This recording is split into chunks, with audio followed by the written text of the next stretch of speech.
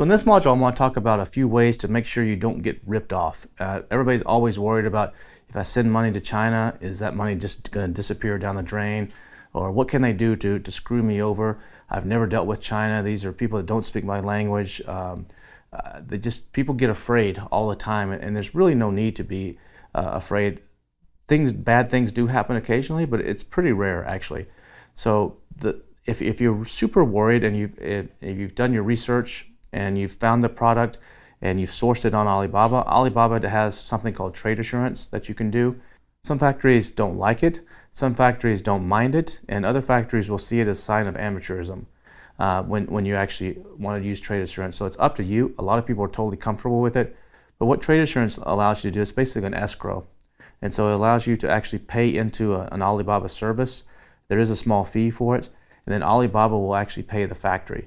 And so Alibaba will actually take care of the factory's deposit, and then once the factory ships the goods and you've approved it, depending on the terms that you agree to, then they release the rest of the funds to the factory. So if you're really concerned, that can be one way to do it. A lot of times PayPal, a lot of factories take PayPal. Some of them will actually charge a little bit of an extra fee. They get hit with about a 4 or 5% fee over in China, so a lot of times they might tack on a little bit of a fee. PayPal is usually pretty good for samples and small orders. Larger orders, typically a bank transfer is typically the way to do it. And I've never had a problem with a factory ripping me off after doing a bank transfer in all my years of doing it. I would steer clear of Western Union. If they ask you to Western Union money, I would probably not do that. So if you've been using Helium 10 and you have Alta set up, you can actually pay your supplier that way as well.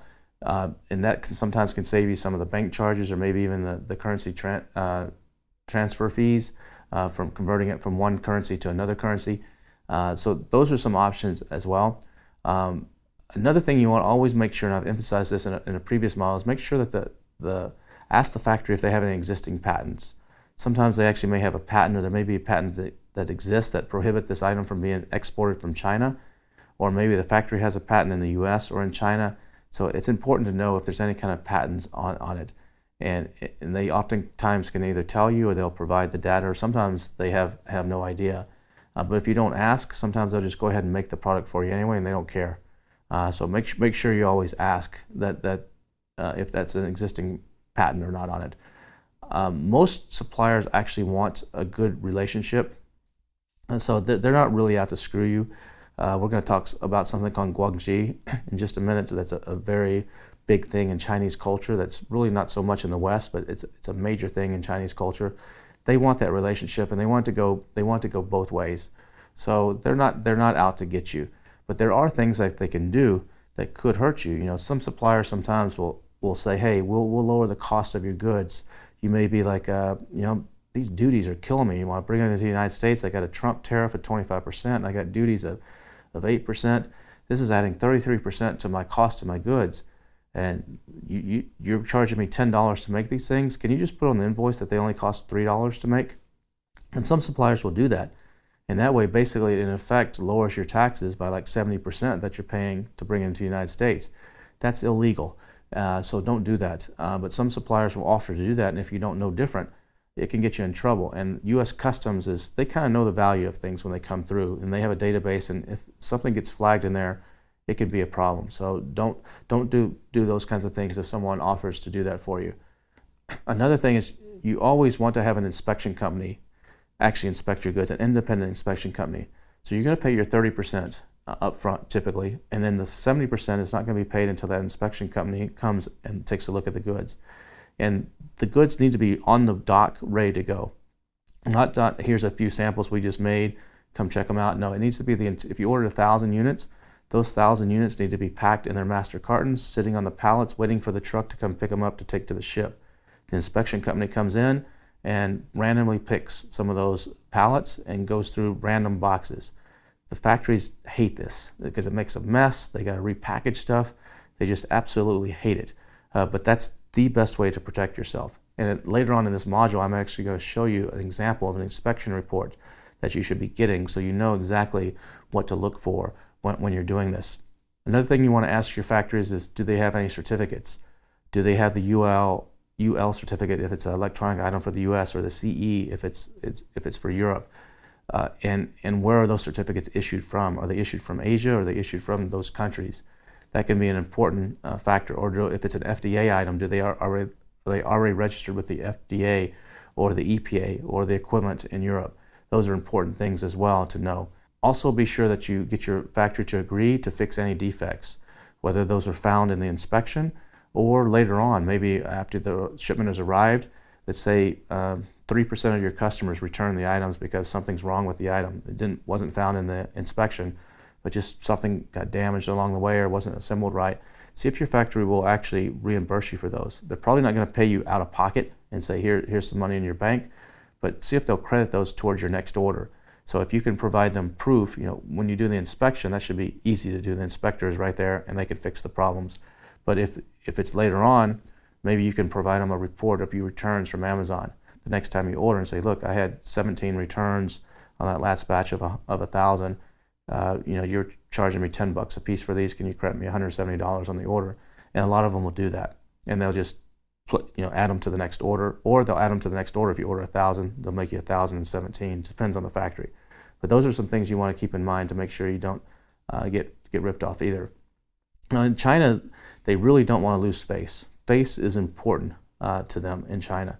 One of the things you can do is if you're speaking with your agent is an English speaker, if you have the opportunity, praise him or her in front of their boss.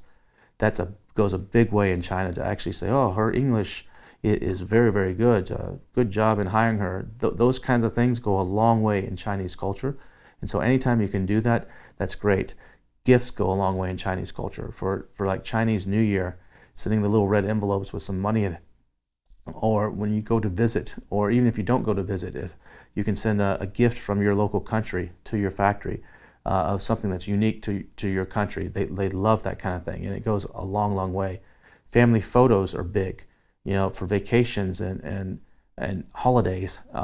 Asking them for family photos from the Dragon Boat Festival, or sending family photos from your recent vacation. It personalizes it, and those things can go a long way and help you in negotiations and getting better service, getting faster turnarounds. So all those things are important in that culture. Another thing you want to make sure you do to make sure that you don't get ripped off is don't make sure you have agreements that they can't use your images. A lot of these, you might create some really cool images for your packaging or your product, and sometimes these will end up on Alibaba, or they'll end up on the company's website, and they'll freely use them. So you got to make sure you have agreements in place that say they can't do that. And the same thing goes for them exhibiting your product at a trade show. You don't want them at the Canton Fair showing your product on the shelf unless you've given them your approval to do that. So you don't want your hard work getting out there for other people just to easily copy, because it's not so much the other Amazon sellers that might see it, it's other factories that are walking by and they're scouting out the other booths and they're like, ooh, look at that, that's a cool modification, let's do that. And they might not have seen that otherwise because they weren't searching for it on Amazon. Another thing you can do in China to protect yourself is what's called an NNN agreement, and that stands for non-use, non-disclosure, and non-circumvention. And basically what that means, these have to be written in Chinese, so they can't be written in English. They have to be written in Chinese and drawn up under the Chinese law. But basically non-use means that the factory, if you create a custom mold or custom design, they can't use that to sell that to other customers. If you don't have that in place and you create something special, a lot of times these factories will take that and use it to sell to other people. And they'll use your mold and just take your logo out and put the other person's logo in. So make sure that they don't do that. The non-disclosure means they can't tell anybody that they're making stuff for you. So if some other Amazon seller calls them and says, hey, do you make stuff for Kevin, his company? They have to deny or say, no, we're not allowed to say that. That's the non-disclosure. The non-circumvention is they can't go around the back door. They can't say, well, we didn't do it, but family culture in China is big, so maybe their brother-in-law down the street owns a factory, and so he did it. And so that's a circumvention where they kind of do a little workaround to where it's not actually them doing it, but it's somebody else, and they kind of aided in that process. So if you're worried about that, you can get an NNN agreement drawn up that can help protect you. Now let's talk about Guangxi a little bit. Guangxi is got 5 major components to it, and it's basically the social networking or the social etiquette of Chinese culture.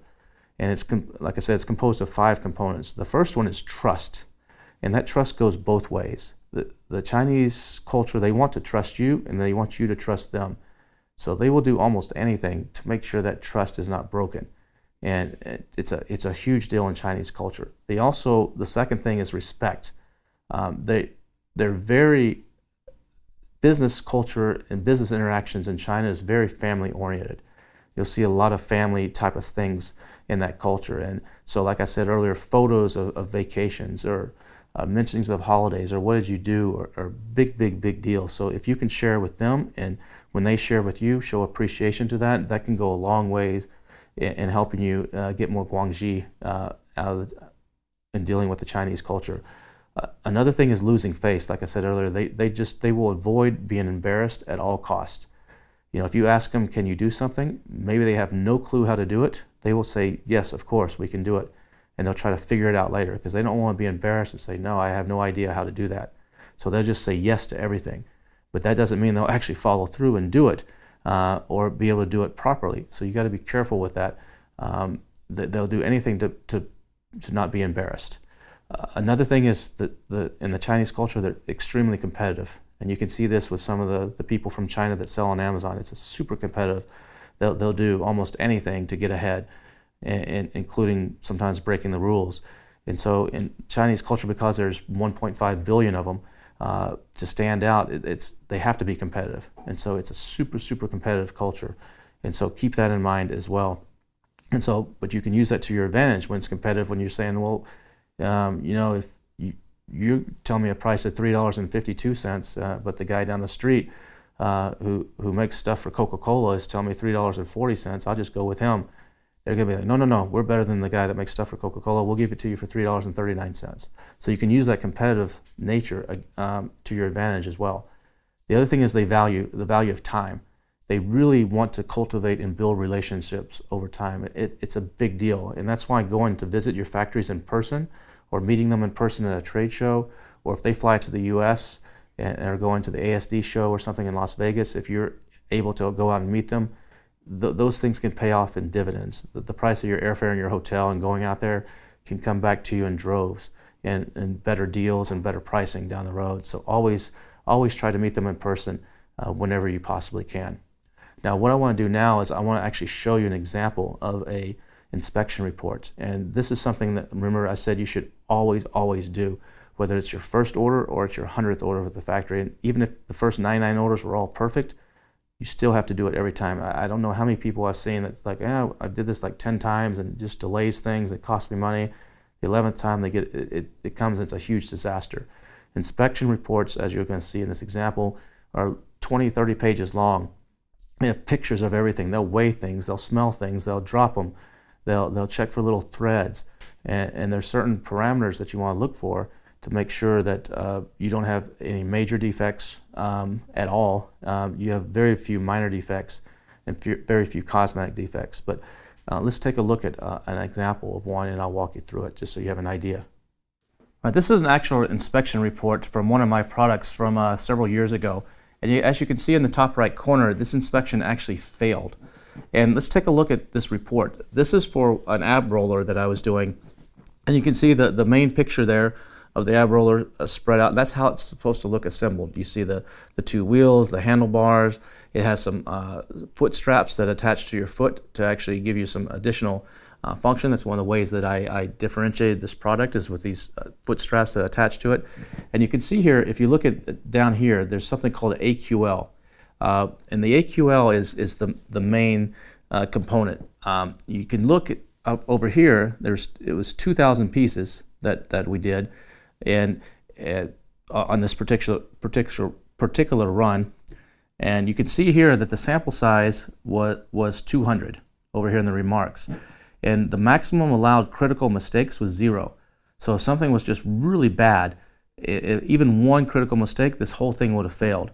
Major errors or major problems, we're allowing 7, and they had 0. So there's no major errors and no critical errors. But minor errors, out of 200, they found 14. They found 17. If you can see there in the red, the 17 right here in red. But the maximum was 14. And so this particular item failed. Now there's standard AQL measurements, and these are pretty standard here. You can adjust these. If you want to allow a critical mistake, you could say, I'll allow 1, or you could change the major to 10 or the minor to 15, but these are just the standard in the industry, so that's what I left those at. And then you can see here where they check the quantity to make sure it actually was 2,000, it passed, the specifications passed, the product packaging passed, and the measurements passed. So if you scroll on, you're going to see that this is a very, very detailed report. I did not provide them what's called a golden sample. You can see here in number 1, they say there's no golden sample available for comparison because I did not actually have a sample to send over to them. But if they had that, they would have used that to compare. If you see in number 2, the inspector actually showed the samples to the factory and advised the factory to repair them. And they noticed that metal staples were used on all the boxes for the shipment. And you can see here there's a picture. They took a picture, and you can see on the right-hand side here, there's a couple metal staples. That's, instead of taping this or gluing this, the factory took the easy way out, the fast way out, and just put these staples in. And I didn't really like that, and so we had a little talk about that. I didn't make them redo it on this one, but they were not allowed to do that in the future. You can see here, this is the inspection standard right here that we were going by, and the not alloweds. And randomly, they chose 20 cartons at random out of the shipment. And even here, you can see they list the carton numbers that they actually chose totally at random. They didn't let the factory say, here you go, here's the stack over here, check these out, the rest of them are all shrink wrapped. No, they're like, no, we're going to pick at random what we want. And then you come over here, they'll actually notice what they noticed. They noticed a dent on the steel bar, a dent on the wheels. Looks like 6 of them had indentations on the foam handle, and so on. So you can see all these minor defects that they found, and that's what caused this inspection to fail. So what happens when an inspection fails like this is I tell the factory, not only do they have to fix these 17 errors that found, they've got to go open up all 2,000 of these boxes and check for these things again. That's why the factories, they detest this. So they had to go in and pay their workers to go in and like literally reopen everything and see how many more of these problems they found and try to fix them. And then I sent the inspection company again after they supposedly had fixed everything to see if it would pass at that time. And it did pass that time. So still with a few minor things that you're always going to have. It's hardly ever a perfect inspection. There's usually a few little glitches. But let's take a look here at some of the other things that they found. You see here they'll take a photo. There's the dent. And they show you, they put a little measuring tape there to see the size. Here they show something on the wheel. They're showing the dents on the foam, the dirty bag. So they'll take pictures of everything. This is how valuable an inspection report is. So you can actually see, and you can see here, look at this one, there's a big indentation. If a customer gets that, they might think it's used. And the Chinese factories will say, oh, no, it's no big deal. Who cares? Like, no, in the Western culture, it's a big deal. People will think that's used. I might get a bad review on Amazon saying that I sold them a used as new product. You can see on this foam that the foam is messed up. Someone might think that's damaged or used if they got that. So you got to be really careful here. There's another big indentation right there. It's just from the way they packaged it. They didn't package it correctly. So all the problems, the inspection report shows the photos here that you can see of everything that they found. And you can see here there's a little string hanging off. That's common, but they should catch that and clip that off. That's not as big a deal as those foam issues. But you can see here where they're taking a look at the specification. They'll take a look at the packaging. They show here the packaging, how they're packed, what the size of the boxes are, if there's any differentiation. They'll make sure that they've done the correct box, outer box, a triple wall, double wall, or a single wall. They'll make sure all the gluing, everything, they check everything. And then if you scroll down here, a little bit more, they'll do a carton drop test. So right here is what I have them do is they took 3 cartons, and the factories hate this too, and they drop it. And it'll say here from the height they drop it. Usually I ask them to drop it from 3 meters and drop it to the ground and see if anything breaks inside. And some factories refuse to let my inspection company do this, and if that's the case, then we usually fail the inspection, because I want to make sure that everything is packaged correctly and it doesn't move, because this stuff's going to get thrown around like a football when it's shipped and it's shaking on the sea, and UPS guys are throwing it around everywhere. But you can see in this case everything passed. And then they'll inspect the product. They have a product checklist. They'll make sure that all the items that are supposed to be in the box are there, because the user had to assemble this. You know, and these are some of the things that I would tell them here. Pay more attention to, for the below points. Make sure there's no rust or discolorations on any of the metal bars. They need to look like they're new, because sometimes we get these metal bars, and you can see here in the picture, look at the one on the left, it looks all rusted out. No customer wants that. I told my factory, I sent this picture to my factory and said, look, make sure they're all really clear like this. I didn't know this until I got a return from a customer that some look like this. And so I said, make sure the gift box coloration, number 3 up here, it doesn't look like it's dull or faded. It should be bright and colorful. Make sure the master carton size is 10 units, not 20 units. At some point they were packing them 20 units to save money because it's less cartons. But when those ship into Amazon, it actually cost me more money. It cost me more money to ship them by UPS. It's over the 50-pound weight limit. I told them to make sure there's a three-wall outer carton. Sometimes they'll do a 2-wall to save money, but I want a 3-wall for better protection, and so on. You can see this is what an inspection report looks like. There's some more things I hear about the colorations and make sure the mats doesn't have indentations and everything. So these are things I specified. And if you come down here and look more, they'll actually do measurements. They'll measure the knee pad. They measured the wheels. They measured everything. They checked the weights, and you can see the weights of some of these boxes vary just slightly. So they'll check all the weights. Then if we scroll down a little bit more, they'll show pictures of the outer carton, and they'll show here, you know, where it was going and which carton number it was, how they look inside. So they're basically your eyes on the ground. And they'll show the outer boxes, the color boxes. More pictures here of the product, showing the different views, so I can check and make sure everything's okay. And then they'll show all the parts that were inside, the instruction manual, make sure it's actually printed correctly. They show the front and the back, so you see the plain back side, so I can make sure that they didn't mess that up. They show all the individual parts. Here's all the individual parts up close of each one. And then some more of the parts. Let's keep scrolling here. They'll measure the box to make sure the carton width is actually what they say it was, because that can make a difference when I'm preparing my shipping or my freight going into Amazon. They actually put it on a scale and weigh it and show you a close-up picture of the scale. You can see here. They check the barcode. They actually scan the barcode, make sure the printing didn't blur on the barcode, so because that could get to Amazon if that wasn't printed correctly, and Amazon can't read it, and they're going to charge me to put new labels on there. Here you can see the inspector is actually taking a close look at it with her hands. You can see how she's using it. And in this picture over here, she assembled the product. In picture number 46, she's rubbing it. She's taking a towel and rubbing it across the logo to see if it wipes off. Sometimes the factories will use an ink that easily fades off or wipes off. So she's deliberately trying to see if it wipes off or not in this picture. And then she actually stretches the band in picture number 47 here. And a little pull test to make sure it doesn't snap. And then she actually gets down on the cardboard here and actually tries to use the product and shakes and sees how it works there. And then here they have it in the little bag that it comes with. Another picture of her actually rolled out using it. Everything in the little bag, storage bag. Actually a box dropping, the carton box test, number 52. And then what they look like after the carton box test. So this is how detailed an inspection report is, and why you have to do it every single time. Pictures of the factory building, pictures of it ready to go on to the ship. Here's all the things that she inspected, the stack of everything that the factory has to put back together, and a final little report that shows that she was there. So this is why you have to do this every single time.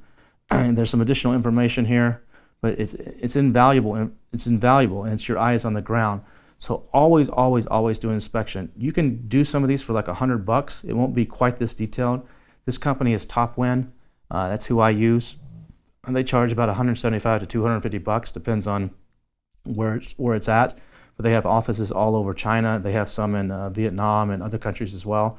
There's other companies like Asia Inspection. There's several that can do this kind of thing. But this is, no matter where you're manufacturing, especially in Southeast Asia, you've got to do an inspection. So I just want to give you an idea here of what an inspection report looks like and what you can expect. So hopefully this has helped you out, and we'll see you again in the next module.